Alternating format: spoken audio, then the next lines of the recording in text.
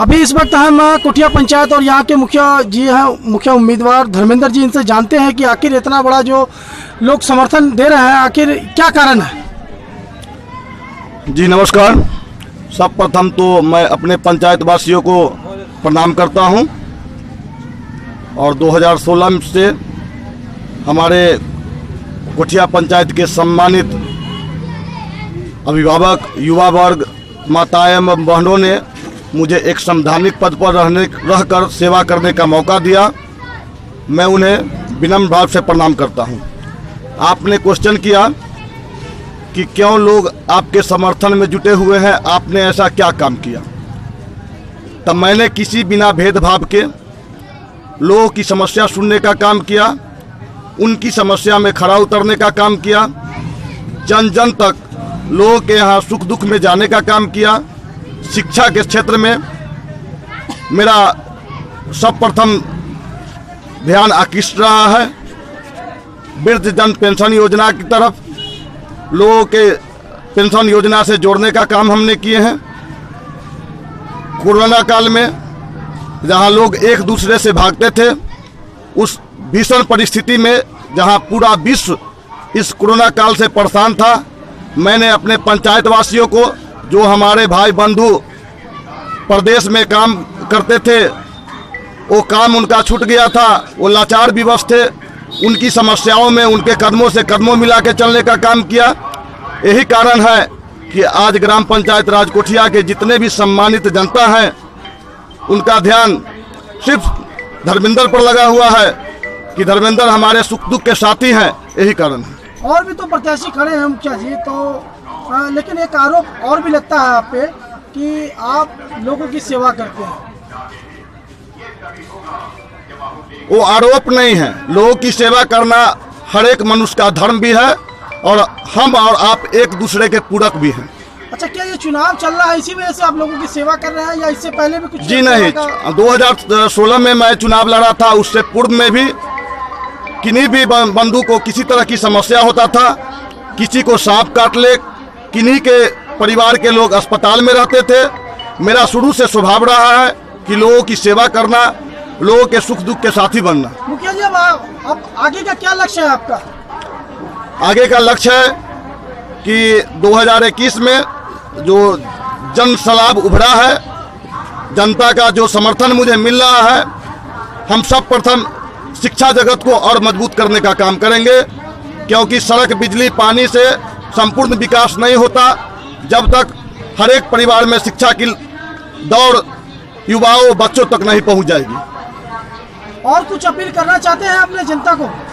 हम अपने पंचायत वासियों से निवेदन करना चाहता हूं, आग्रह करना चाहता हूं कि आप मेरे कार्यशैली से अगर संतुष्ट हैं तो अपना मतदान, जो लोकतंत्र का बहुत बड़ा पूंजी है, सोच समझ के ऐसे प्रत्याशी को करें जो आपके भाई के रूप में, आपके बेटा के रूप में आपके कदमों से कदमों मिला के चले। मेरा चुनाव चिन्ह ईवीएम मशीन के क्रम संख्या 1 पर मोतियों का माला छाप है।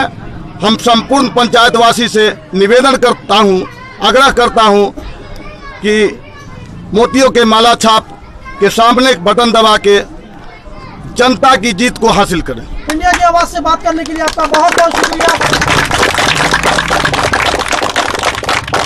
ग्रामीणों से कि ऐसा क्या दिखा धर्मेंद्र मुखिया जी में जो उसी दिशा में ये लोग चल रहे हैं, बताइए।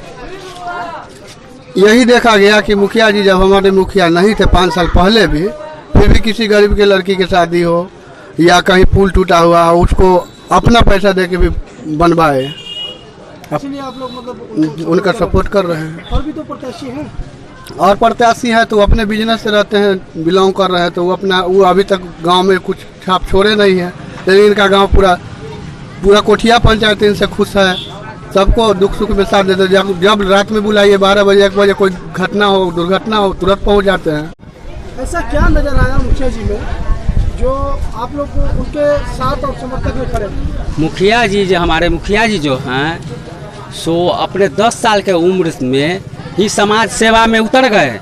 समाज के प्रति उनका सब दिन अच्छा व्यवहार रहा।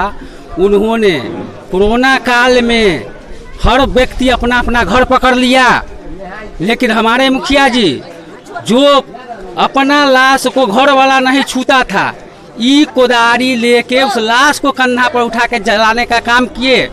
उनको हर जगह रात में अगर 12 बजे पब्लिक जहाँ खोजे उनको, जो हमारे घर में यह दिक्कत है, हर समय पहुँचते हैं। क्या ऐसा तो नहीं है कि आप उनके पास आए हुए हैं इसलिए कहीं दबाव हुआ में ऐसा कोई दबाव नहीं है। कोठिया पंचायत में यह 4 नंबर नहीं, आप किसी भी वार्ड में जाके पूछ सकते हैं, आपका काम है पूछना।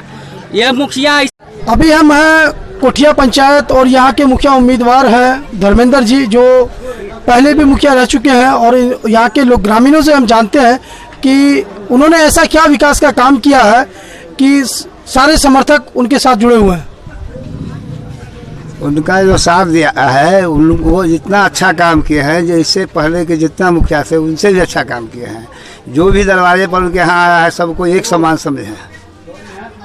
क्या कोरोना काल में मदद मिली है? हाँ, बहुत बहुत बहुत मिला है। इस पर क्या लग रहा है? और भी तो प्रत्याशी खड़े हैं चुनाव में। अभी इनका अच्छा है, अब बिना गिनती का हम कैसे कर दें, लेकिन अच्छा है। हाँ, से आगे है अभी अनुमान था। तो मतलब आप लोग आशीर्वाद के साथ सपोर्ट भी कर रहे हैं? क्या है, सब लोग क्या करेंगे जब आए हुए सपोर्ट करोगे। जी सर बताइए। हर जगह अच्छे लोगों की तो खोज हो रही है। ये मुखिया जी ऐसा इस पंचायत में मुखिया फिर नहीं मिलने वाला है। हम तो पहली बार भी आपके इंटरव्यू में बोले, जो पब्लिक को खून तक देने वाले मुखिया जी हैं, उससे बढ़ के क्या। जी अपना नाम बताइएगा जरा। सर मेरा नाम सुरेश राम है और इनके जैसा मुखिया पूरे ब्लॉक में, पूरे जिला में आपको नहीं मिलेगा। ये जन जन के नेता हैं, गरीबों के नेता हैं। कोरोना काल की बात आपने कही, कोरोना काल में भाई हाथ नहीं लगाता था, उसकी पत्नी छूने से भी डरती थी। उस वक्त में हमारे मुखिया जी खुद बांस काटते थे, उसका जो बिछावन होता है वो खुद बनाते थे। हमारे मुखिया जी खुद गड्ढा खोदते थे और सभी को साथ में ले जा करके उसका दाह संस्कार। क्या लगता है इस बार फिर से सत्ता भारी बहुमत से जीतेंगे हम लोग 2000 वोटों से। अभी हम हैं कोठिया पंचायत और यहाँ के मुखिया उम्मीदवार धर्मेंद्र जी, इनकी पत्नी पूनम जी से जानते हैं कि पिछले 5 सालों में जो महिलाओं का विकास हुआ, शिक्षा, स्वास्थ्य, इनका क्या योगदान रहा। पिछले 5 सालों में हमारे पंचायत में शिक्षा का ये उद्देश्य रहा कि हमारे जितने भी स्कूल हैं हमारे पंचायत में, उसमें जितने सारे टीचर पढ़े लिखे हैं, हमारी बच्चे को अच्छी से अच्छी शिक्षा दें। और हम ये भी कहना चाहते हैं कि उस गार्जियन को मतलब जागरूक करना चाहते हैं कि वो शिक्षा की ओर ध्यान दें, जिससे आपके बच्चा आगे मतलब प्रोग्रेस हो सके। अब मैडम ये आगे का क्या लक्ष्य है आपका?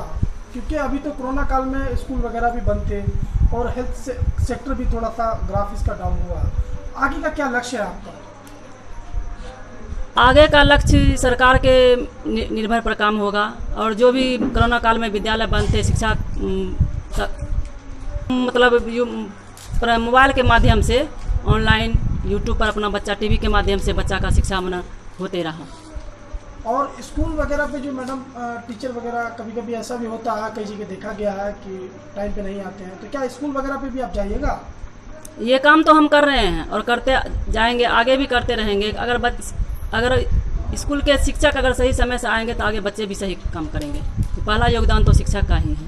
अच्छा, शिक्षा के योगदान से एक बात करेंगे आपको, शिक्षा का कितना बड़ा योगदान है? शिक्षा जिंदगी में सबसे बड़ी योगदान है। शिक्षा के शब्द पर ही दुनिया का हर चीज़ जुड़ा हुआ है। अगर हमारे पास शिक्षा नहीं तो हमें कुछ नहीं है।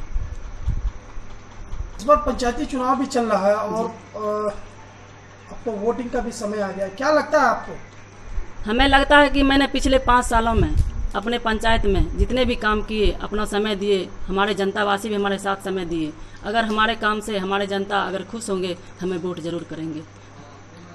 आप जनता जनार्दन से क्या अपील करना चाहते हैं? वो हमेशा हमें साथ दे, हम उसके कदम में कदम मिलाने के लिए तैयार हैं। मतलब वो निशान में एक ऐसा शब्द है जिसके और पढ़ने की लिखने की प्रक्रिया है। उसमें पढ़ना, लिखना और बोलना, यही साक्षरता है। मतलब अपने पंचायत में चला है क्या ये अभियान? हाँ सर, चलाए हैं। उसमें 9 बिंदु आते हैं। 9 बिंदु के आधार पर बच्चों को सिखाया जाता है अगर जो छोटे बच्चे हैं उसे तो हम उंगली पकड़ के सिखा सकते हैं, लेकिन जो मेरी माताएं बहनों हैं वो उसे हम उंगली पकड़ कर नहीं सिखा सकते हैं। उसका एक बिंदु आता है 9 बिंदु, उसके माध्यम से लाठी और चूड़ी का प्रयोग करके मैंने माताओं को साक्षरता का शिक्षा दिया है और मतलब अपना क्षेत्र में मतलब ये काम भी महिला किया, को प्रेरित किए हैं और आपने ले जाने का काम किया। जी।